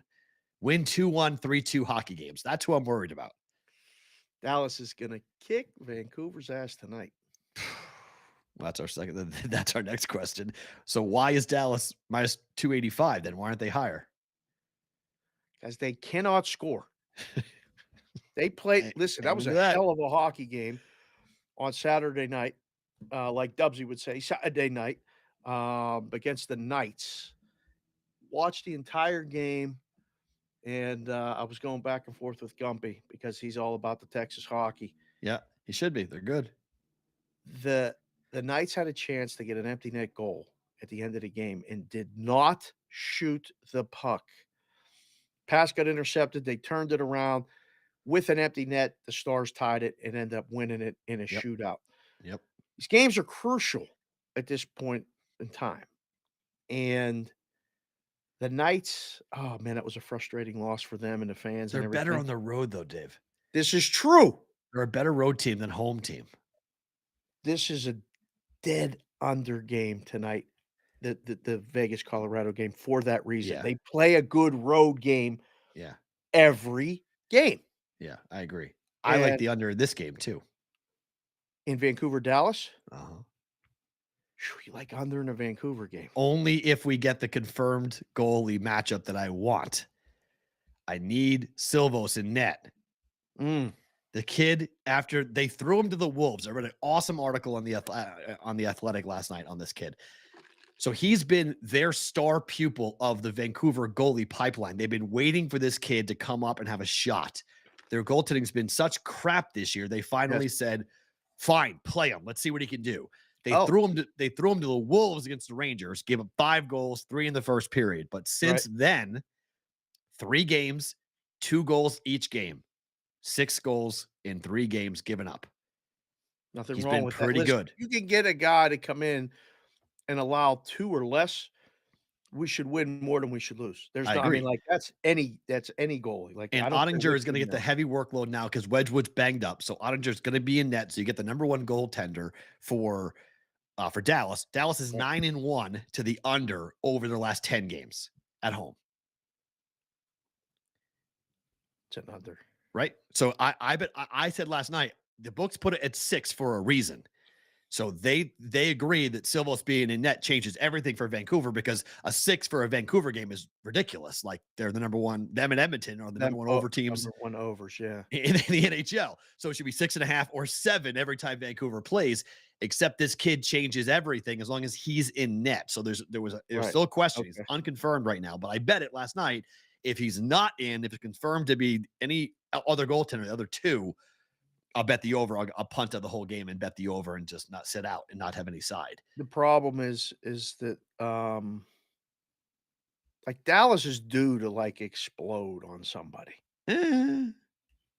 I'm telling you, Do it's they not have the for fi- lack they have of the quality firepower to do chances. it? They're just not scoring, and then It's like the Wild, though. I mean, you can have all the chances if you want. If the guys can't put the thing in the the Wild net, aren't getting chances. Like they're not getting. I mean, like in their power play, actually, their power play looked pretty good. I watched their game yesterday a little bit. How they came back and won that game again, I don't know. Dallas has scored 2, 1, 1, 3, and 3 the last 5 games. They don't get no power play goals. They get no. They get power play chances. They don't get no goals. Yeah. 6 is a really good number. Yeah, 4, it's good 2, 5, 1. That's Good push that's the potential. final of this game, right? 100%. Yeah, very, very possible. You can but like you're saying, they don't get many opportunities. Vancouver is also sneaky this way. Well, they'll jump up and beat you. If you're not able to score, they'll beat you 3-2. So that's why I was like, we'll just bet Dallas on the side. I don't know. I think Vancouver might be live to win the game. Vancouver's live to win the game? Yeah. I think you look at the way that the Stars are 1-4 over their last 5 games. At home, they lost to Columbus 4-1, lost to Chicago 4-3, went to Vegas in a shootout, should have lost the game like you mentioned, and they're coming back here against Vancouver. So, I mean, you might go, oh, Vancouver. I don't know. I think Vancouver's live to win the game. I think +1. You want to take +1.5 goals? Plus for 1.5 is not a bad bet. Plus It's not a 1.5 bad is bet at all. definitely not a bad bet either. So, I mean, right now, if you want to take +1.5 goals, it's -106. Not even expensive to take Vancouver. So I think it's very possible Vancouver's in the game 3-2, 3-1, or 2-1, 3-2, 4-3, somewhere in that range. DraftKings, thanks to our boy Johnny P. Periodakis is in the chat. He said DraftKings is a 6.5 juice to the under in this game. So how much? Oh, wow, because the over is -128. 6.5 under, 6.5 unders -0.25. That's it right now. Wow. Yeah. Oh, I like that at DraftKings. Bet the under 6.5. Pay the juice. I Okay. love that. I didn't There have you that. I mean, here in Vegas, we don't have that here. I don't think anybody's at 6.5 here. 5 games tonight. Detroit, Ottawa, Vancouver, Dallas, Boston, Edmonton, Vegas, Colorado, and Chicago at Anaheim. Yep. Boy, there's going to be friends and family only at the Chicago-Anaheim game tonight if you want to go out to see the Ducks host the Blackhawks. Total goals scored in a game, 31.5. That's Under. the Grand Salami. Is this an under night or an overnight? Under night. Overs juiced -120. 31.5. That's interesting. because of Edmonton, Anaheim, and Vancouver. Right. You have 3 of the highest scoring in giving up goals teams in hockey. I love to look at this every day. For you guys that are new to hockey betting, it's called the Grand Salami. It's the total goals scored in the game. You can make an over/under bet. Doesn't matter if one game gets 8 and the other one gets 2. It's just add up all the goals. So when you add up the total tonight, 6.5, 6 is 12.5, plus 6.5 is 19, 25, and 6 is 31 with some juice to the over. So that's how you get the number 31.5. You bet over under. Just so you guys know, we have the number 1, number 2, and number 6 under teams. Over teams in hockey playing tonight. The number 1, the number 2, and the number 6. Anaheim 33, 25, and 2. Okay. Vancouver 37, 19, and 3. Okay. Edmonton 40, 17, and 3. Wow. There you go. To the over. That's why it's 31.5. That's why it's a little bit overjuiced. Okay. You could wind up with 30. Like, I'm not saying it's going to be woefully under. Right. But if I'm right with the Vancouver and Dallas and Colorado and Vegas, unless Anaheim turns into like a 7-5 type game, there you go. I'll be Put okay that with in the the notes. We might have to clip that. That's the final score, 7-5. That would be hilarious. It's possible, right? It's not impossible. Yeah. It's 6.5. It's juiced to the under, which is amazingly enough. Oh, Chicago, Anaheim? Yeah. No. It's 6, all juice to the over now. No, FanDuel. I'm looking at it right now. FanDuel's got juice to the under. Chicago, Anaheim, 6 over -0.25, -20 everywhere in the world. Oh, it's 6.5 at. Oh, they decided to say the hell with the 6, right? Yeah. Yeah. 6.5. There's 1, 2, 3 games, 6.5, and there's 2 6s. Colorado and Vegas and Vancouver, Dallas are the only 6s. Others are 6.5. Johnny P just said the salami will hinge on the Bruins-Oilers game. Beautiful. Under. Good. There you go. Well, no, I like the over. No, he's probably right about that. I like the over in the game. No, I bet the over. You just went like this. No. I like the over. I had to forget. I forgot who was in net. Swayman's in net, so I like the over. Swayman. It's going to hinge on the Bruins-Oilers game. That's not a bad point. Right? If it goes 6-5, that's the problem. Right? I mean, if Swayman's bad, it really comes down to Swayman. Skinner's giving up goals. Does Swayman give up goals too? That'd be my question. How's the game not 7?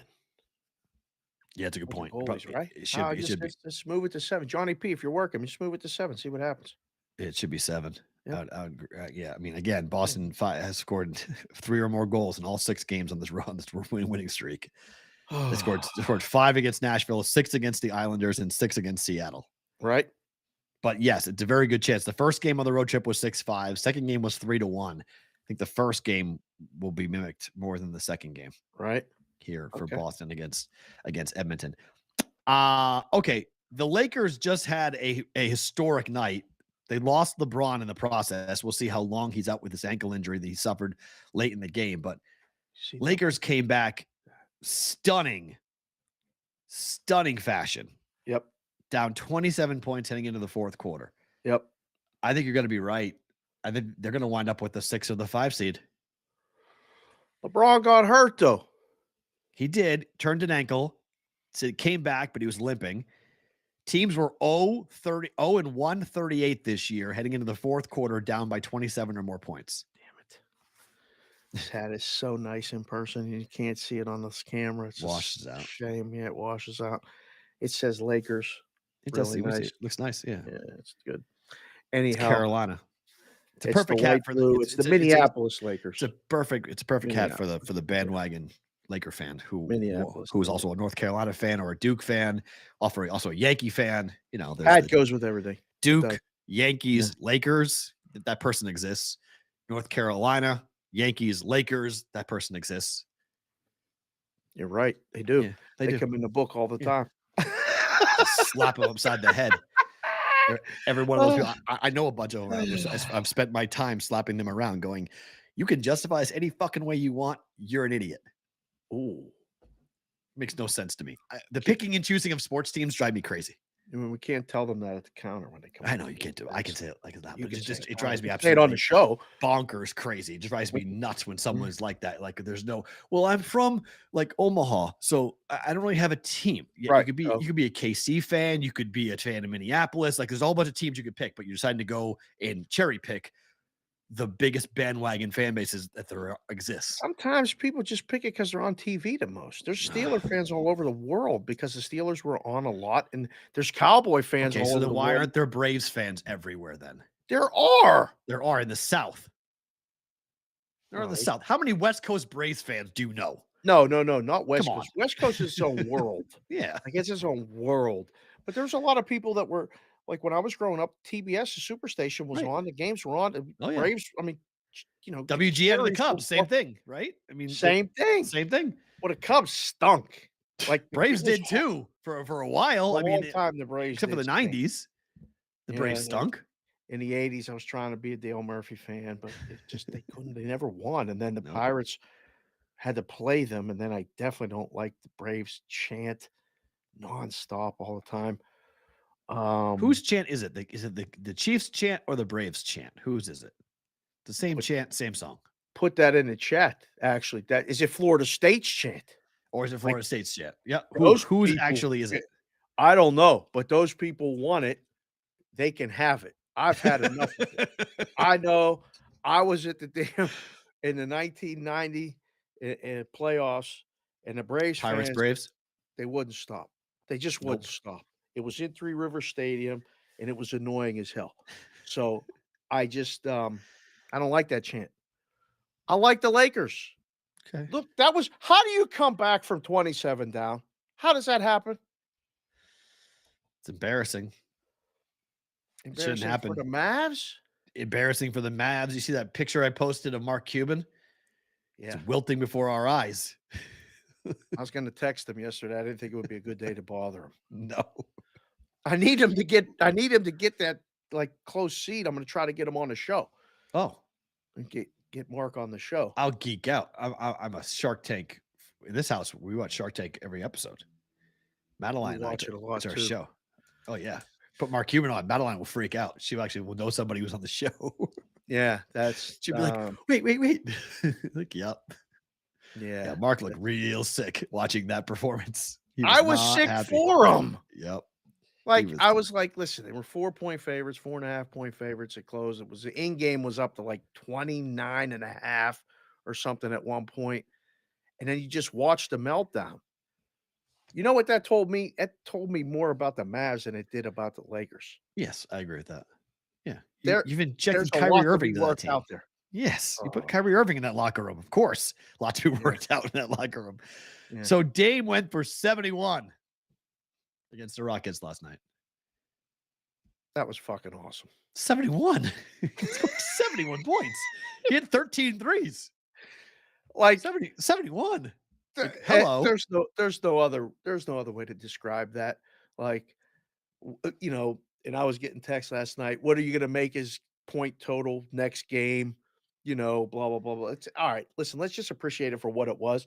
Houston is going for Wimbayama. Like Yes. they should just cancel the rest of the season. This is nothing. Can you book them? Oh. Can you trust a number on the Rockets the rest of the year? No. This is listen, we talked about this last week when you mentioned, you know, why you don't have to make up fake arguments anymore in the media because that's what they used to do and all this other Yep. stuff. And Uh-huh. I talk about the reasons why I don't miss booking the games. Booking the NBA in fucking March. It's terrible. It's you got teams like Houston that literally should stay in Houston, not travel to the away games. Just open the doors for the home games and say, just come on in, hang up 125 on us, and let's go home. We're trying to get this young kid that's going to come change our franchise. So here's, by the way, just the next couple of weeks for the Rockets, in case you're curious. They play Denver on Tuesday at home. Oh, They God. play Memphis on Wednesday on a back-to-back At home. at home. They play at San Antonio with a home and home on Saturday and Sunday. Oh, that should be fun. Both teams trying to lose. Yep. Then they play Brooklyn at home. Then it's at Indiana, home for Chicago, and then here's this stretch. They play home against Boston, home against the Lakers, home against the Pelicans, again home against the Pelicans, then the Warriors, then 2 games against Memphis. They're going to get from March 13th They win one more game. They win from one March more game, right? from March That's it. 13th all the way until February 24th. That 2-week stretch, those are all playoff teams. They're all playing for something. How many games do they cover? That's 1, 2, 3, 4, 5, 6, 7 games. In that 7-game stretch. One? Maybe? You go But 6-1 against seriously. the number. I don't know the number. We're just saying what would they get because they're going to get killed in all of them. We know they're You getting killed. can't make the damn number high enough in those games. Yeah. That's the problem. Like, Even you if gotta teams sit go- everybody. You literally got to go beg for the money. If the market's 10, you make it 12.5. Just go get the damn money, please. Because somebody take the dog. This is when guys do you a favor. Yeah. They're like, listen, you've been killing us on the props. Okay. You got to start betting the Rockets for a couple weeks, please. Give a little back to keep the cause going. Like, do me a favor. You have to have these discussions because nobody's betting them. And the team they're betting against is in every money line parlay. Yeah. If people do basketball teasers, which again, Brigade, don't do Ooh. basketball teasers, especially in No. the NBA. Or Please totals don't. too. Do not tease totals in the NBA. No need to. Do Stop. not do that. But Do not do that. the against the Rockets is just literally like a daily trip to the store. It's terrible. Go pick up the winner. Yeah, Yeah. go get it. Go. It's great. Yeah. So Celtics got a huge win against Philly. Game of the night in the NBA is Boston at the New York Knicks. This number hasn't moved. Jaylen Brown's out. Number hasn't moved. 2.5. Knicks are hot. Is he hurt or is he just out? I think he bumped his face again. In the Philly Oh. game, he got hit with Embiid, kicked his head. I think his face is really sore. Oh, He's got a okay. broken face. Yeah, Like legit. Got a broken face. broken face. It's not Broken fun. face. I don't even know how you put that on the injured list report, but broken face. What am I going to come on and say to bet the Knicks? Why not? You could. It's Why? because it's justifiable. Yeah, and then it'll happen again. The Celtics will win. Like I said it on Friday, that on Saturday the Sixers would win. And I've come to They've the won. Knicks have won realization- 7 of 8. Knicks have won 5 in a row and 7 of 8. They're hot. trying to do that reverse jinx bullshit. I see what you're doing. It's not. I'm just. This is a logical argument to be made for the Knicks tonight. I'm serious. There's a logical argument to be made. This is like picking between two really shitty foods that you don't like. I got to pick the Celtics or the Knicks. I Come on don't now. like either one of them. Come on, It Boston's would a be only. I don't want the cowboy Knicks. ribeye, baby. This is a meal. Yeah, this is like liver or onions for me. And if people put them together and say they like it, Ooh, no, I you're lying. hate liver and onions. I never had it but one time in my life, and I ain't never having it no more.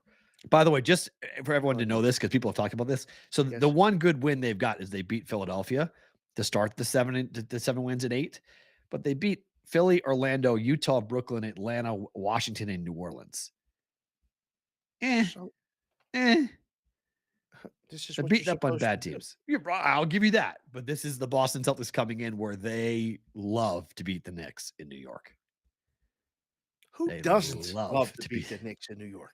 But Boston really likes it, though. This is high on the priority list. Beating Philly's awesome too, but beating the Knicks and the Phillies on this road, or Knicks and the Sixers on this road trip will be really nice. I mean, look, Back you to see back the games. NBA card tonight? Miami bad. and Philly, Kaka, Yeah, it's Detroit, bad. Charlotte, Kaka. This is and this Orlando, game's New not on Orleans. national TV. Can you believe this? Knicks Celtics What? is not a nationally televised game Why would it be? because it's a. I just told you why. The Knicks are a big game? Yes, and they're hot. Oh, God. I'm surprised. I'm going to have to listen to James Young talk about the Knicks Oh. all during the show tonight. 100%. He's going to be all about the Knicks tonight. He's going to be all in All on New York. All about the Knicks. I think Tatum Over? might go, Game Tatum goes might- over, right? Tatum might go for 50 tonight. Game's going over. Yeah, 223.5. It's light, no? My hot take is that Tatum goes for 50. Okay. He's had 3 this year, I think. I think he might get number 4. Was such a clutch shot on Saturday Oh, night. God, was that so money? How about the pass? The pass is getting overlooked. Marcus Smart's bounce pass was absolutely perfect. Had to And be then perfect. and then Embiid throws a three-quarter heave in that goes in.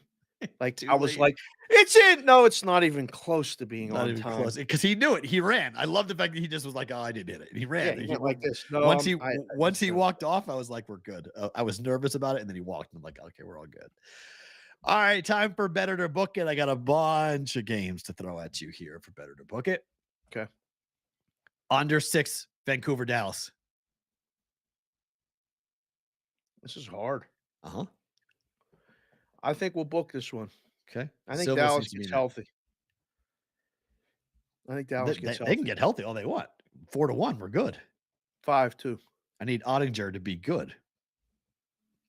As long as Ottinger's good, this game's going under to me because I don't think Dallas scores 5 goals. Right. I'll be stunned if Dallas scores 5 goals. I'll just tip Yeah. my cap to it and move on. If they score 5 goals, I'm wrong. Okay. It's not a bad bet. I mean, I think it's very well likely to end on the number. Yeah. But The yeah, last time that Dallas Stars scored 5 goals was in a 6-5 loss to Calgary on January 14th. damn, son, that was over a month ago. They don't score 5 goals. So if they score 5, I'll tip my cap to Dallas. I'll move on to, okay, I'm wrong. That's unbelievable. Yeah. Okay. Can't see it. Over 1.5 goals, first period, Dallas, Vancouver. SoCal DGen pulled this little stat. I like this one. We'll bet this one. Teams that Minus come off of, 135. Is that the juice? yep. Teams Oh. that come off of a road trip to to Vegas, Okay. in their next game, Okay. they go over. If they win the game at Vegas, their next game is 13-1 to the over. In the first period? No, for the game. Oh. And the first period is 12 so and you 4. just went against a 13-1 trend? Correct. Because Okay. it's Just wanna make Silvos. Silvos is in net. sure. Okay. And then it's 12 and 4, first period over. I did trail this. Wow. Yeah. What an unusual thing to unearth. Thank you, SoCal Because DJ. what we've learned is that the Vegas flu is after. It's not before anymore. Guys would come in and party before the game, play like shit, lose. Now they play the game, then they party, and then they go out. Then And they fly then back. there's hangover effect the next game. Yep. Interesting. So the Vegas flu is the next game now, not Vegas. Okay. Well, I like this one over first period. Okay. Under Okay. 6, Colorado, Vegas. Speaking of. This got to be a B squared. Ooh, I really? haven't done it for a while. Yeah, we Yeah. need something to spice it up on a Monday. All right. I like it. Let's do this one. This will be a B squared game. For those of you new to the show, doesn't happen often. We don't like to use it. We're not one of those tout services that likes to have an 8-star play every day and all this other stuff. But a B squared play is something that we both really like. It makes a lot of sense.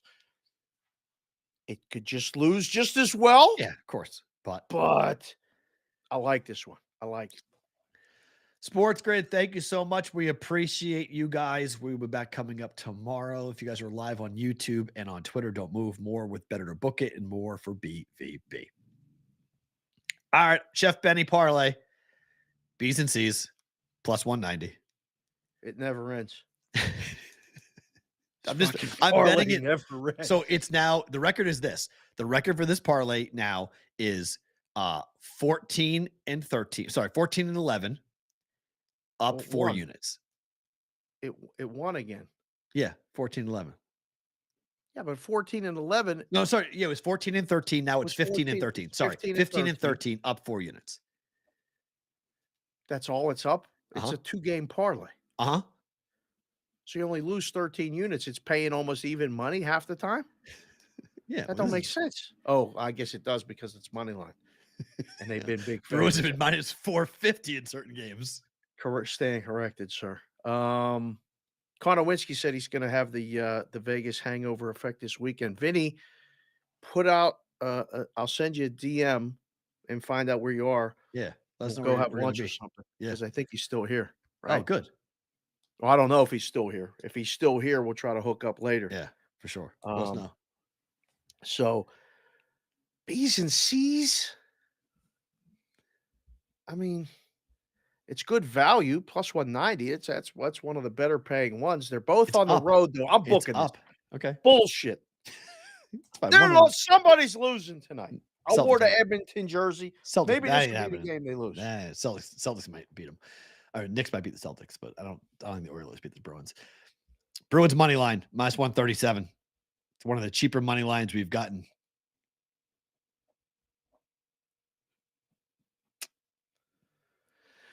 I'll do you a favor. I'll keep picking against them. I'll book it. Every time I book it, they fucking win. And then really finally, annoying. Bruins over 6.5 goals tonight against the Oilers. Wait, Bruins game over? Yep, 6.5. How is this going under? I don't know. How in the world is this going under? Don't know. This would be shocking to me if this goes under. I can't believe that. I can't believe that it's not 7. Swayman's but why? Swayman's why and Edmonton's why. Because they could struggle coming off the road trip, home game dud. The Bruins were in the time zone. They probably were sitting there last night just hanging out, watching. Oh, God.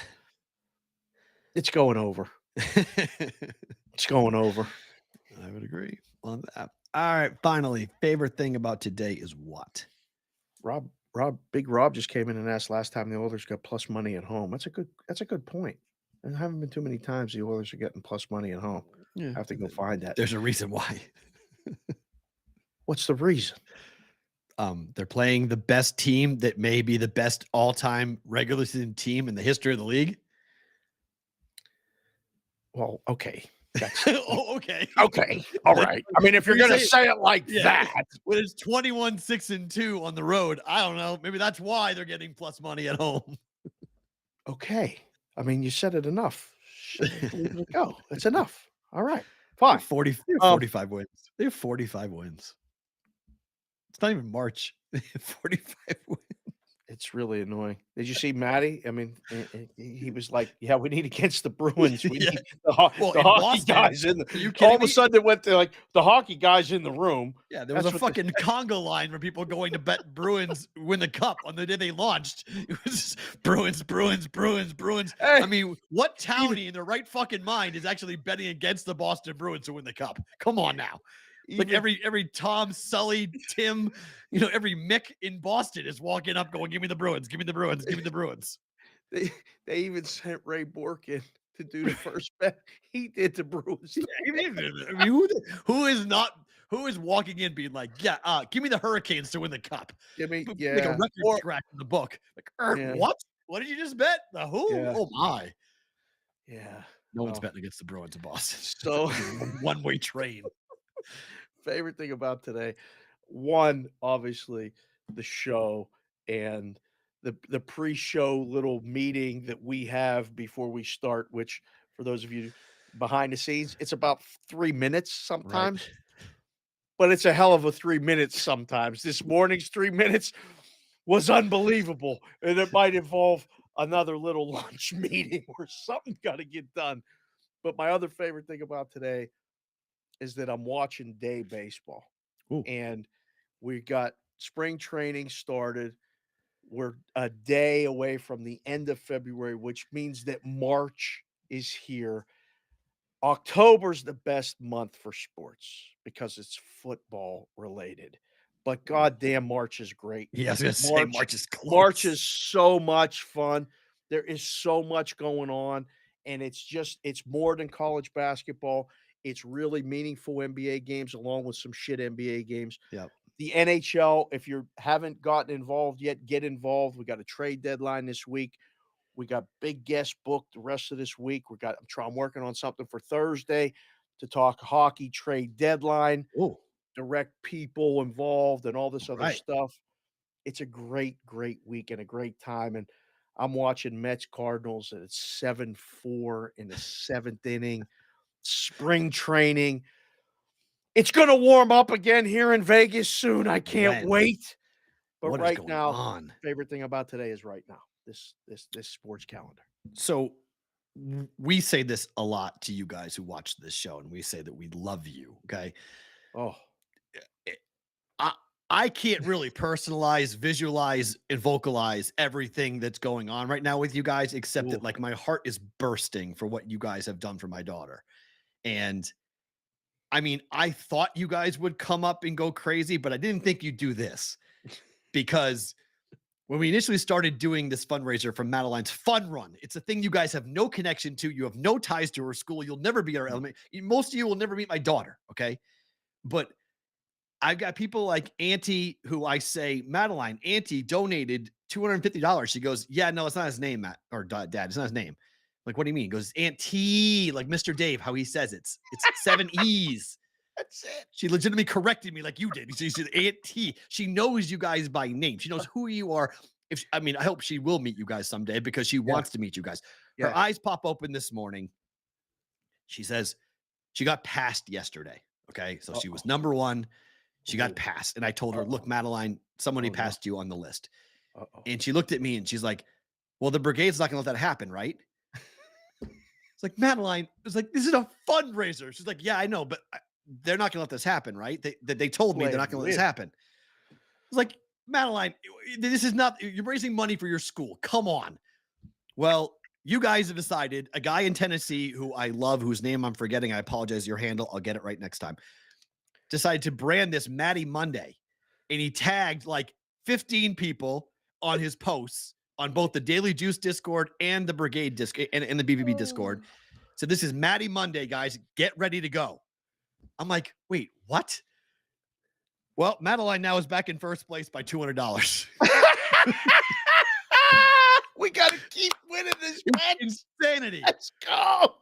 I mean, it was like somebody's dad wrote $1,000 check over the weekend to pop their kid up.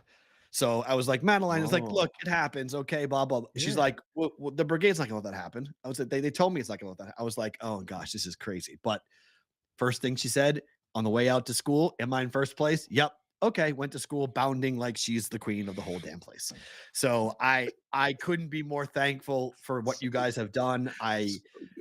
It warms my heart that you guys support in this way, that you're willing to just give $10 to my kid to help her fundraiser, to help, just a stupid fun run thing they're doing on March the 8th. And you guys are like, no, we're not letting this happen. We're here. We got you, Madeline.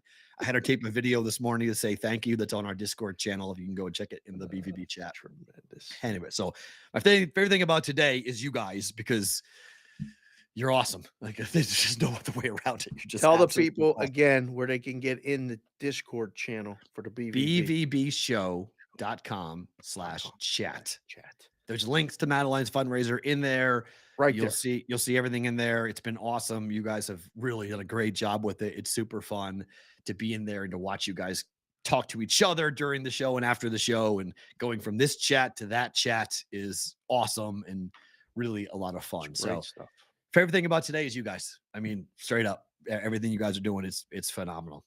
Tomorrow, Derek Stevens of Circa Sports will be on the program. We'll talk everything going on at Circa for March Madness and what's going to be happening for the Super Bowl and next year's contests, which I have a feeling they're going to be upping the ante for both Survivor and Can he Million. raise a guarantee again? I'm going to ask him that exact question. I think he's tomorrow. gonna.